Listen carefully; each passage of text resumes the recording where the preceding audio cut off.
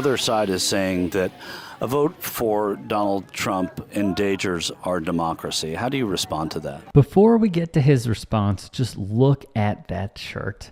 If you didn't think these people were already in a cult, you should now, especially after hearing this. Communists have been lying for as long as they've ever existed. That's the idea of accuse your opponent of what you're actually doing. And the idea that Trump is a threat to democracy, we already got 4 years of Trump. And how did that end? 49 hours declaring it a riot. 5 to 50 be advised, Capitol Police 1 advised they're trying to breach and get to the Capitol. I copy.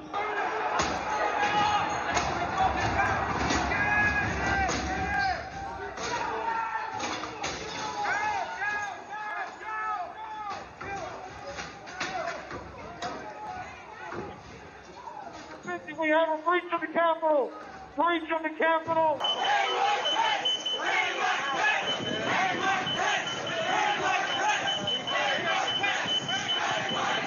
Nothing says not being a threat to democracy quite like a mob of your supporters rioting in hopes of stalling and preventing the certification of a free and fair election. But to MAGA, this was all justified solely because their sore loser, dear leader, told them it was justified. I had $1.96 gas. I could afford my home.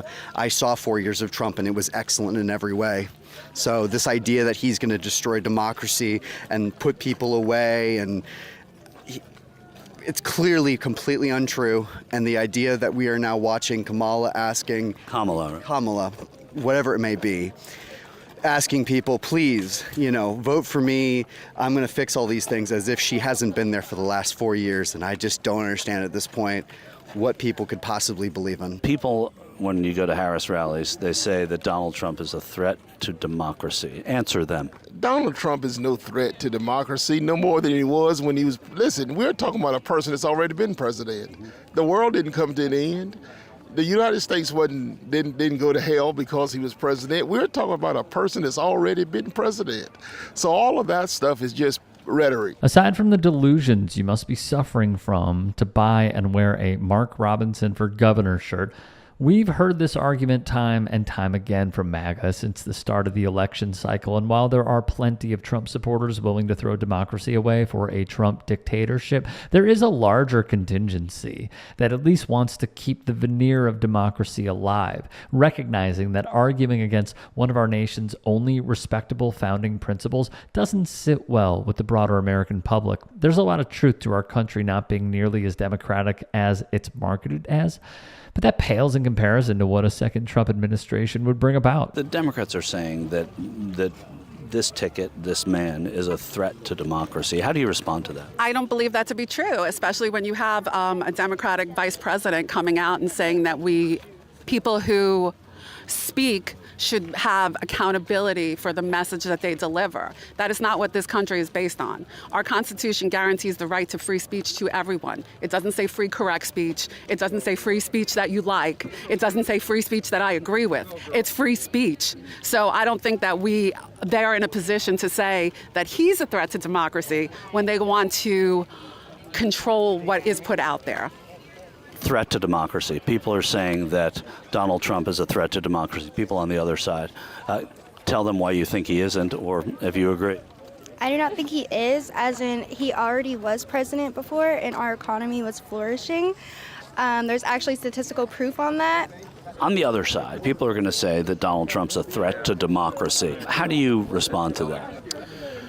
Well, I mean, I think it's convenient to say that and try to demonize him, but I think if he's anything but a threat to democracy, I think what the Democrats are doing, and they lean socialism, I think that's a threat to democracy. So, I guess it's how you frame the question, but I think he's the man that will save democracy, in my mind. That's my opinion. The Dems are far closer to the Republicans politically than anything even tangentially related to socialism, but conservative media and elected officials have brainwashed their voter base into thinking that any and all types of government spending, including investing in social safety nets and programs that would improve their own material conditions, are morally wrong and should be opposed at all costs. The Republicans know their policies are unpopular at face value, so they have to rely on the usual suspects of boogeymen like socialism, communism, culture war issues, racism, misogyny, and a litany of other scare tactics to convince and trick voters into thinking that they have their best interests at heart, when that couldn't be further from the truth.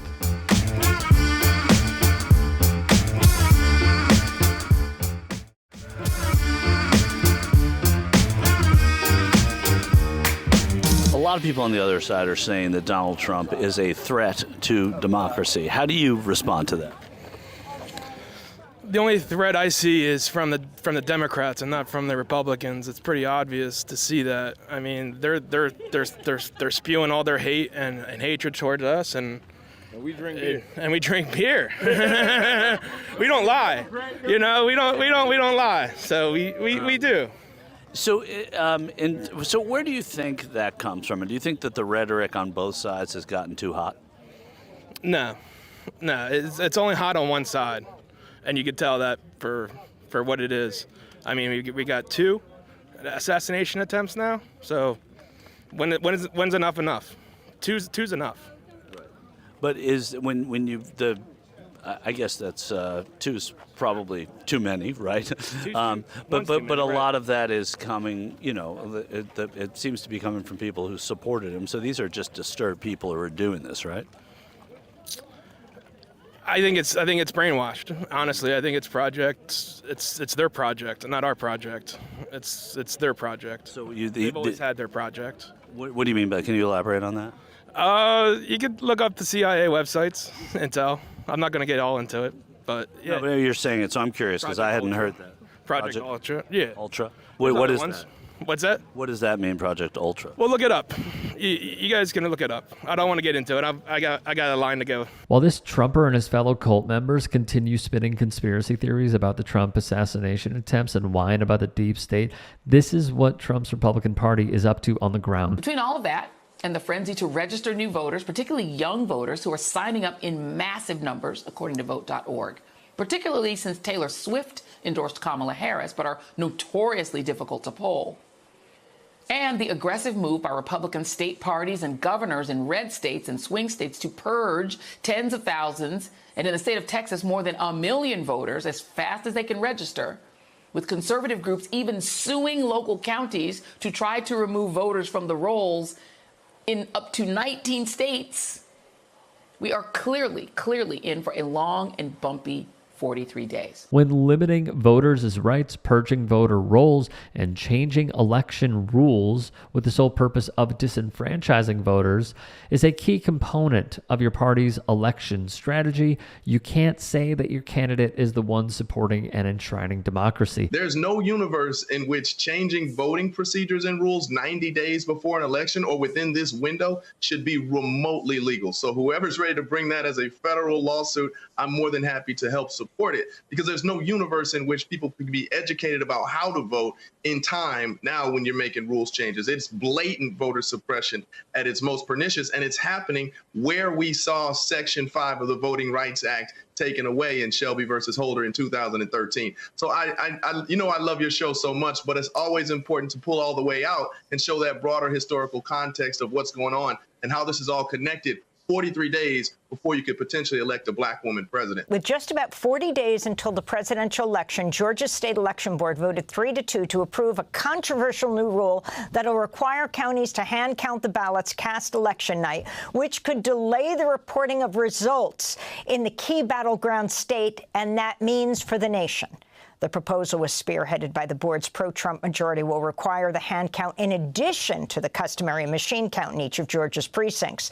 Trump praised the electoral board members last month as pit bulls fighting for honesty, transparency, and victory. One of the most troubling aspects of this whole thing is we were told by our attorneys, the state attorney general, that we don't have the legal authority to even do this, that this is untethered to statute.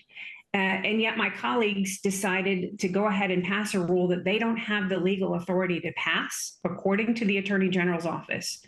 That to me is the most troubling part of this. In the key battleground state of Georgia, which was also the center of the election worker lawsuit that helped bankrupt Rudy Giuliani, election deniers had added yet another wrinkle to the process and laid the groundwork for Trump to cry foul if the election result isn't immediately available. This comes as Trump allies in Nebraska are ramping up efforts to change the state's electoral college process to grant all votes to the statewide winner. Nebraska and Maine are the only states that split their electoral votes by congressional district. In Texas, over 1 million voters were purged from the state's voter roll, with Governor Greg Abbott claiming that the move was to crack down on illegal voting, despite over 450,000 of the removed voters being on the state's suspense list and still being eligible to vote, but just haven't turned in their paperwork yet.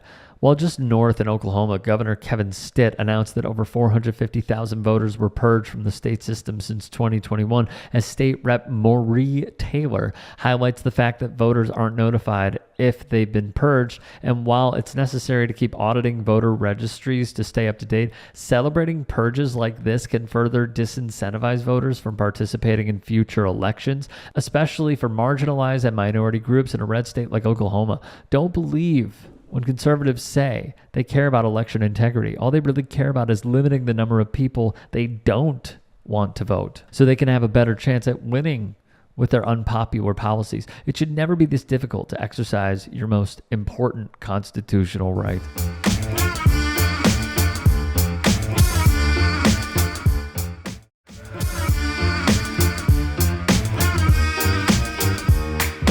At the end of the day, Donald Trump is an entertainer at heart who desperately craves attention at all times and could not care less who he gets it from. As long as you kiss the ring and follow his every command, you'll be in his good graces forever, or at least until he finds someone more useful and or sycophantic comes around. But for the millions of loyal followers outside of his inner circle and the Republican Party infrastructure, Trump views them as nothing more than the perfect captive audience to enrich himself further, like he's done throughout his entire life. Trump steaks are the world's greatest steaks, and I mean that in every sense of the word. Trump steaks are by far the best tasting, most flavorful beef you've ever had. Truly in a league of their own. Trump steaks. Where are the steaks? Do we have steaks? We have Trump steaks. He said the steak company, and we have Trump steaks. And by the way, if you want to take one, we'll charge you about, what, $50 a steak? Close to 2,000 acres. It's in Charlottesville, Virginia, right next to the Thomas Jefferson Memorial. And we're very proud of it. We make the finest wine, as good a wine as you can get anywhere in the world. And I know the press is extremely honest, so I won't offer them any, but if they want, they can take a bottle of wine home. You could just tell that he thrives off of and lives for his name to hawk whatever product he thinks will make him a quick buck, even if he doesn't personally back whatever he's shilling. It's a smooth vodka. It's a great tasting vodka. And I'm very proud of the fact, actually, that I don't drink, but it's a vodka that people really like. And as you know, it's taken off like that. This would be a damning admission for any entrepreneur besides Trump, because he knows the product doesn't stand on its own. The real product is the Trump name and the lifestyle the public associates him with. Which brings us to this. We are announcing the launch of Trump coins, a true symbol of American greatness. Trump coins are designed by me and minted right here in the USA. This beautiful limited edition coin commemorates our movement, our fight for freedom, prosperity, and putting America first. We always put America first. It's more than just a collector's item. It's a testament to the resilience and strength of the American people, our American patriots that we love so much. Notice how Trump is using every conservative buzzword imaginable while simultaneously coddling and infantilizing his adult audience, strikingly similar to how he addressed his supporters during the January 6th Capitol riots. Together we will make history in America, secure your piece of American greatness today. Thank you, and God bless America. Anyone with more than one functioning brain cell knows that this is just another scam to take advantage of and funnel money away from his supporters and into his own pockets. But the real kicker is just how big of a scam it is. As you saw, the coin is reportedly minted out of 1 troy ounce of 0.999 fine silver. Now, if you do a quick Google search and do some shopping around, you'll find that the same weight and quality silver items sell for between $30 to $45, depending on the form you decide to purchase and the current state of the market. But when you go to the website Trump is selling his coins on, he's selling them at well over a 50% markup even before shipping costs are added. And if that wasn't bad enough, if you pre-order your coin today, it may not arrive until after the election, if it even arrives at all. Trump and his team know that his older supporters still view commemorative coins like this as potential investments because they're marketed as limited edition collectibles made of precious metals. So they're willing to be less technologically inclined supporters, and they won't take the time to look up whether it's a good or not well thought out purchase. And the most sinister part is that there will certainly be some people out there who will fall victim to this and genuinely need that $100+ to survive. But Trump couldn't care less about his own supporters, and Melania has clearly learned from her huckster husband because in addition to releasing her new memoir, which in itself is another shameless money-making scheme, the former First Lady is selling this hideous Lady Liberty necklace among art prints, NFTs, Christmas ornaments, and other items on her own shop. Prepare yourselves for this because the Lady Liberty necklace is selling for a whopping $600, while this generic-looking three-leaf clover design necklace is marked at $245. To her credit, she's using a higher quality, more durable gold plating method than cheaper gold plated jewelry. And to be fair, she isn't the former president running currently for re-election after a failed coup, but the same sentiment remains. She's exploiting her husband's captive audience and playing into what she and her team thinks will appeal most to conservative women.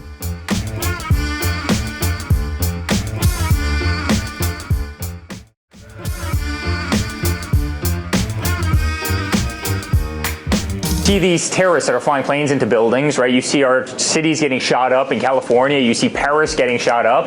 And then somebody complains when, terrorist gets waterboarded, which quite frankly is no different than what happens on college campuses and frat houses every day. Eric Trump, the son of Donald Trump, gave an odd admission on torture. It occurs in frat houses. And when you see these towns and when you see these thugs being thrown into the back of a paddy wagon, I said, please don't be too nice. After all, he learned from the best. Here was the former president encouraging police brutality. My father wants a safe country, and he also wants Americans to have jobs. I mean, they should come first. You were born in this country. You were born here legally. You're here legally, right? I mean, wages have been stagnant for the last 15 years, and it's because you have Syrian refugees coming in. It's because you have, thousands of people coming over the border. I mean, and Americans are suffering because of it, and that's his point. None of this was accurate, but was also a clear-cut example of peddling fear in the electorate. I banned refugees from Syria. I banned refugees from Somalia.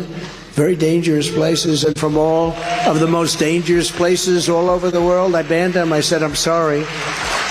And in my second term, we're going to expand each and every one of those bans because we have no choice. Some very rough people, some very, very rough people come out of those areas. They want to blow up our country. We aren't bringing in anyone from Gaza, Syria, Somalia, Yemen, or Libya. Painting a broad brush that every single person from the places he listed is a T-word is flat out racist, which laid the groundwork for despicable acts such as this. Omar has a history of launching vicious anti-Semitic screeds.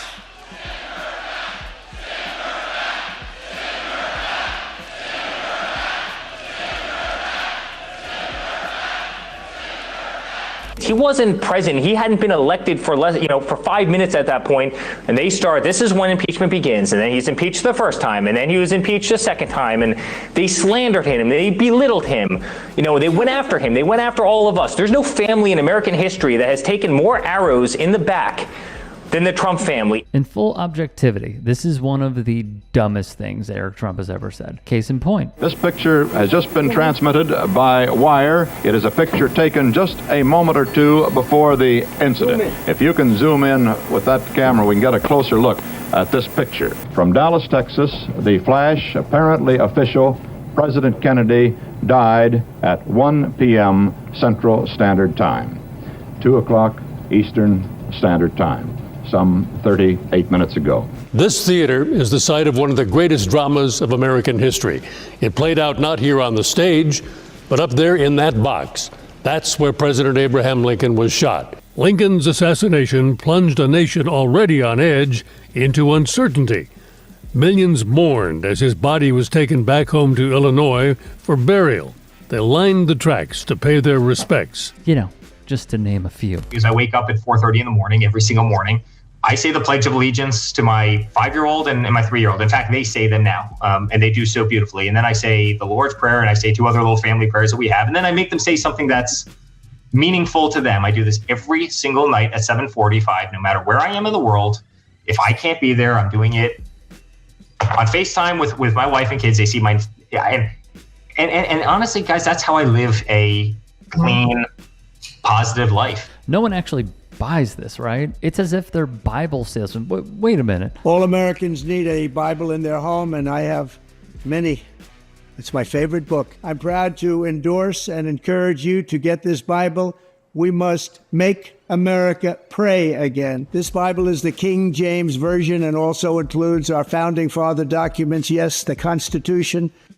So is there irony or reason for concern over Trump hawking a Bible that includes the Constitution, given that the opening lines of the First Amendment prohibit the government from creating an official religion or favoring one religion? Hunter Biden is so much cooler than you. Yeah, he's also on crack. He does have good crack, apparently. Guy looks like he does weird stuff to magicians. Oh, Come down. Almost beat Dad. Make a joke about that, boys. You're in the bunker. While this clip remains hilarious via Country Club Adjacent, who you should absolutely follow, when it comes to the sport of golf, Eric Trump had a massive, and I mean massive slip up. Jamie Dodson, an award-winning author and reporter, would write, so when I got in the cart with Eric, as we were setting off, I said, Eric, who's funding? I know no banks, because of the recession, the Great Recession, have touched a golf course. You know, no one's funding any kind of golf construction. It's dead in the water the last 4 or 5 years. And this is what he said. He said, well, we don't rely on American banks. We have all the funding we need out of Russia. I said, really? And he said, oh yeah, we've got some guys that really love golf, and they're really invested in our programs. We just go there all the time. Now that was a little more than 3 years ago, so it was pretty interesting, Dodson wrote at the time. I don't know Putin. I know nothing about Russia. I know about Russia, but I know nothing about the inner workings of Russia. I don't deal there. I have no businesses there. I have no loans from Russia. Has your father paid federal income taxes? We pay a tremendous amount of taxes. And beyond federal income taxes. And beyond yes. Yes. And beyond taxes, we also employ tens and tens of thousands of people. The difference between my father and Hillary Clinton is Hillary Clinton has lived off of the government her entire life. She's never created Eric, my a question single though job. is, has he paid federal income taxes over the last 18 years, yes or no? Of course, yes, absolutely. My father pays a tremendous amount of tax. We as a company pay a tremendous amount of tax. So if we ever see your father's income taxes, it will show that he has paid federal income taxes. There's no question about it. We pay tremendous taxes. We pay taxes. Will we see it? As a company. Well, listen, when the audit is over, my father will release it. A likely story. Let's start with the report from the New York Times, which says President Trump, who's a billionaire, paid less income tax than teachers, firefighters, and nurses in the year he won the presidency, as well as in his first year in office. The newspaper says it obtained tax records for Mr. Trump and his companies over 2 decades, and he paid just $750 in federal income taxes in 2016 and 2017. It also says that President Trump paid no income tax at all in 10 of the previous 15 years. The Times also takes aim at President Trump's wealth. In a public filing, Mr. Trump said he made at least $400 million in 2018. The newspaper challenges this, saying that his tax returns show the president actually made a loss of more than $40 million. Mr. Trump has dismissed the report as fake news. Hey, I appreciate you watching. Now, if you can, please do become a channel member by going to youtube.com/TYTsports and clicking the join button. If that's too much for you, you can just go to tyt.com/join to become a member. It helps all of us out here at the Young Turks and keeps our network afloat.